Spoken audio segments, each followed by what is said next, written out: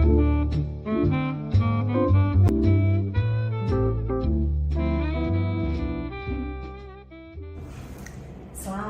sore, Datuk Dave. Selamat tengah hari.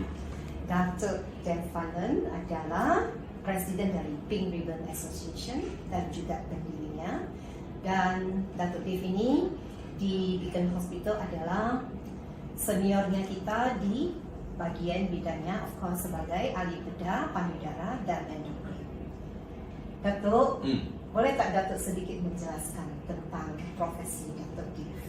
Dan sudah pengalaman berapa tahun? Kerja kita di sini adalah sebagai pakar payudara dah dekat 20 tahun lebih.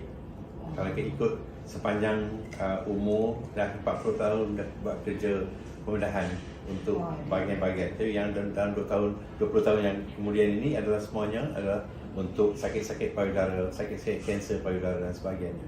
Itulah pengalaman saya yang kebanyakan adalah untuk memberi prihatin supaya wanita dapat mengalami experience untuk kanser, bagaimana untuk nak mencegahkan kanser dan juga macam mana akan nak jagakan selepas dapat kanser. Itu adalah satu cara dalam kita punya association untuk memberikan pengalaman yang sewajar untuk wanita, satunya sebelum dapat kanser, nombor dua selepas dapat kanser. Itu adalah caranya. Timnya kali ini adalah kesadaran akan kanker payudara dan pencegahannya. Jadi kita akan membahas tentang, kita akan tanyakan langsung ya. Dan dokter, ini kejadian biasa pada wanita ya. Kalau umpamanya saya merasa ada ketumbuhan di payudara, so should I worry? Kebanyakan benjolan di payudara, kalau katakan kita ikut umur, kalau katakan umur yang muda, anak-anak muda kita belum umur 30 tahun, kebanyakan benjolan ini adalah benjolan lemak beku.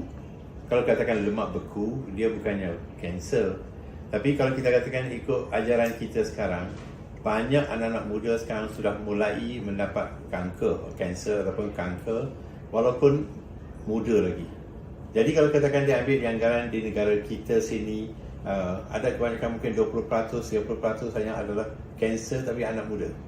Jadi kita kena prihatin, walaupun benjolan anak-anak muda kebiasaannya bukanlah parah, tapi melainkan kalau kita tak ambil prihatin untuk menjumpa doktor, buat kita katakan buat ultrasound, kalau dikatakan di negara Indonesia dibagikan ultrasound? Ya betul. Itu kita dapat kekalkan adakah benjolan ini cair, air ataupun dia benda yang beku.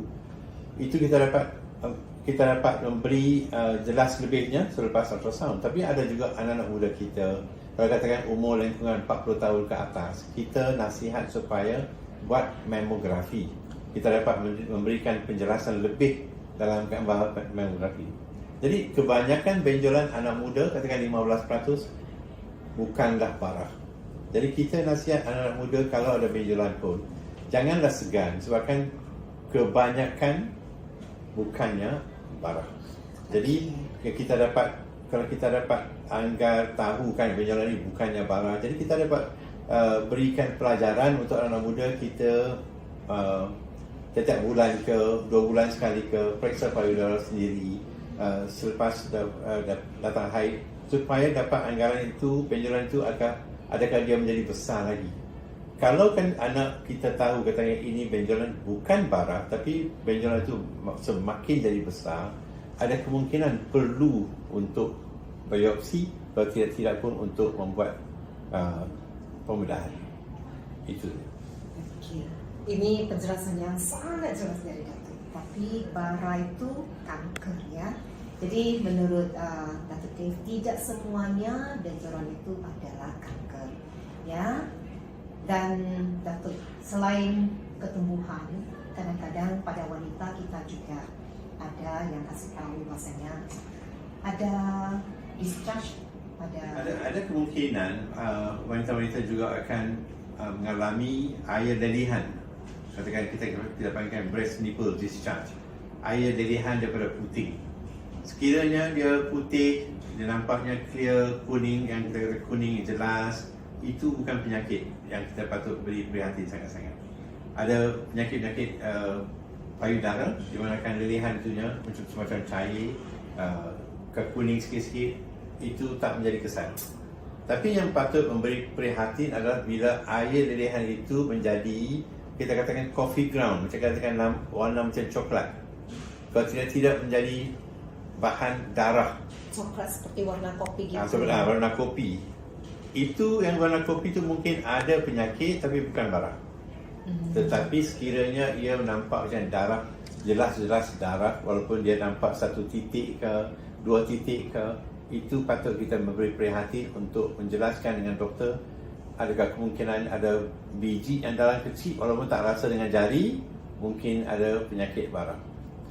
Ada kemungkinan juga wanita mendapatkan lelehan darah semasa waktu mengandung. Sebabkan itu adalah payudara dia tegang, kadang-kadang dia berdarah sikit-sikit. Itu patutnya kita jumpa doktor, ambilkan penjelasan adakah ini penyakit yang berlainan.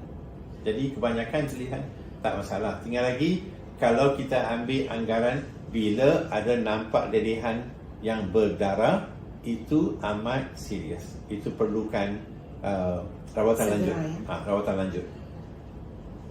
Okey. Jadi semuanya dah sadar. Jadi kalau ada tanda-tanda simptom-simptom seperti yang disebutkan oleh Datuk Devanan tadi, segera ambil tindakan secepatnya, ketemu dengan doktor ahli bedah payudara langsung. Ya. Ya. Ya. Dan doktor, kita kalau umpamanya ada ketumbuhan dan pasti Datuk juga akan menyarankan kadang-kadang pasien itu melakukan biopsi.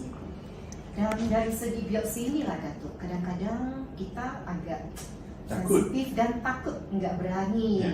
Dan pendengaran kita dari sekeliling kita banyak yang mengatakan jangan buat. Kalau buat itu kankernya merebak, menyebar lagi lebih parah. Ini adalah katakan cerita yang dah lama. Tapi Iya. kalau benjolan itu dah nampak jelas dengan ultrasound ke, dengan mammogram ke, yang menunjukkan ini bukan penyakit yang kita patut runsing, kita tak perlu biopsi.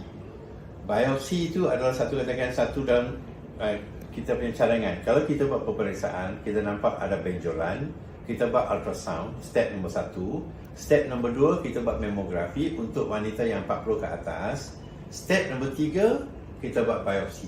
Ini adalah triple assessment. Kita kata assessment 1, 2 dan 3. Biopsi itu kita untuk katakan zaman-zaman dulu kita gunakan jarum yang besar, jarum yang mukanya mulut. Tapi itu mungkin kadang-kadang kita dapat biopsi, takut-takut mungkin isi kanker tu akan jatuh di tepi-tepi. Tapi biopsi yang dalam zaman moden sekarangnya, dia adalah close biopsi. Close biopsi itu kan jarum yang masuk itu dia keluar dalam isi, tapi isi itu adalah dalam jarum itu. Dia tak keluar daripada jarum. Jadi kanser tu tak akan lari. Jadi yang kebanyakan yang banyak wanita takut tu mungkin kita ganggu. Kan kita katakan kanker ni macam sarang tebuan. Tebuan ni Betul. sarang tebuan, betul? Ya, ya. Sarang tebuan. Kalau kita ganggu sarang tebuan, mungkin tebuan tu lari. Tidak. Untuk biopsi zaman sekarang is called closed biopsy system. Jarum masuk, isi ambil, tapi benda-benda kanser ke isi tu dia tak akan melarat. Jadi Yang aman penting nasihat adalah kebanyakan walaupun keperluan biopsi adalah sebagai dinasihat oleh doktor, right? Selepas biopsi, inilah nasihat saya supaya selepas biopsi kita membuatkan pressure atas tempat biopsi itu supaya tidak berdarah. Kebanyakan wanita selepas biopsi dia nampak lebam. Apa lebam? Ya. Nampak benjolan darah tepi-tepi. Berarti ada tekniknya ya. Ada teknik. Jadi lepas biopsi, walaupun ada kita katakan doktor yang menjaga tempat luka biopsi, adakah misi nurse menjaga, saya nasihat wanita sendiri selepas biopsi buat pressure atas tempat biopsi untuk lebih kurang 3 minit, 7 minit supaya dalam darah tu yang ada dia jadi beku. Jangan darah tu meleleh. Sebabkan yang kita khawatirkan kadang-kadang kanser sel kanser tu kalau pun dia tak keluar daripada jarum, tapi kalau tempat kanser tu berdarah, kanser sel tu akan juga melarat ke kulit.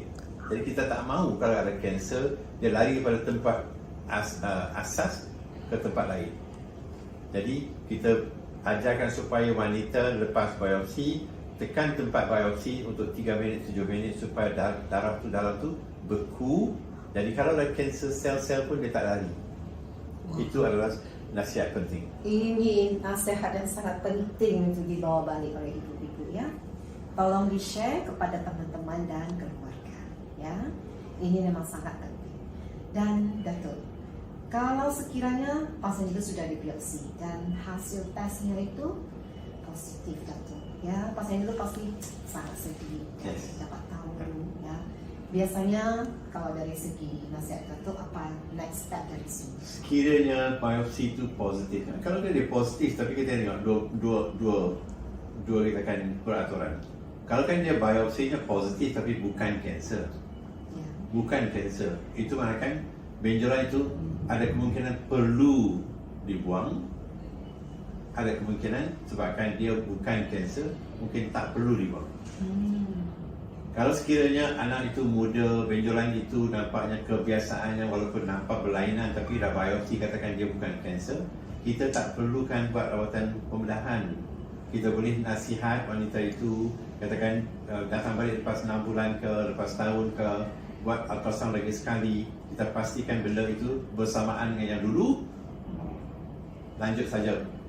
Tapi sekiranya biopsi itu positif untuk kanser, kita patut bincang dengan wanita bukan, adakah ini perlu rawatan kanser untuk pembedahan dulu, adakah keperluan untuk kita bagikan ubat-ubatan lain supaya kanser itu mengecut. Ya. Jadi untuk kita menjagakan kanser, ada kemungkinan kita buat operasi dulu, ada kemungkinan kita tak buat operasi, kita bagi ubat kemoterapi dulu. Sekiranya perlukan untuk katakan untuk operasi, kita nasihat wanita itu cara-cara yang boleh kita buat. Adakah cara untuk membuat operasi supaya buang hanya sedikit isi payudara? Adakah kemungkinan kita mungkin kena buang keseluruhan payudara? Ini yang sering kita dengar dengan mastektomi dengan lumpektomi ya. Yes. Ya? Jadi kita katakan benjolan kita panggil lump. Jadi untuk operation kita panggil lumpectomy. Tapi kebiasaannya perkataan yang sebenarnya adalah yang kita patut belajar adalah bila kita nampak kanser, dalam bahasa Inggeris dia katakan kanser, dalam bahasa Latin ataupun dalam bahasa Indonesia kita panggilkan kanker. Kebiasaannya yang kita tahu dalam zaman-zaman dulu, perkataan kanser, kanker ni adalah ketam. Ketam ada badan, ada kaki. Ya. Jadi bila nampak gambar kanker tu, ketam badan dengan kaki. Jadi kita bila buat operasi, kita mesti buangkan badan, kita mesti buangkan kaki. Kalau tidak, kanser tu akan datang balik. Jadi ikut besarnya badan ketam, ikut panjangnya kaki ketam, kita nasihat adakah untuk buat lumpectomy ke, tidak kita buat wide excision. Kita buat pembedahan supaya kita dapat menjelaskan badan ketam dibuang, kaki ketam dibuang supaya yang baki-baki dalam isi payudara tu tak ada baki-baki kanser yang terlepas. Sekiranya benjolan itu besar dan payudaranya kecil, kita tak mungkin buat lumpectomy. Lumpectomy dalam bahasanya kita katakan kita buang benjolan saja tapi tak buang keseluruhan payudara. Tapi kalau kan benjolan itu besar, payudaranya kecil, kita buat operasi yang berkurangan, payudara yang lebih-lebih ada pun tak nampak macam payudara. Jadi kita nasihat supaya membuat mastectomy, kita buang payudara keseluruhan. Sama-sama dengan kita buat mastectomy ke, kita buat lumpectomy ke, kita juga periksakan limpa-limpa yang ada di ketiak. Bisa sebut ketiak? Betul. Yang ada di ketiak, di mana kanser selalu di jalan. Ya, Datuk.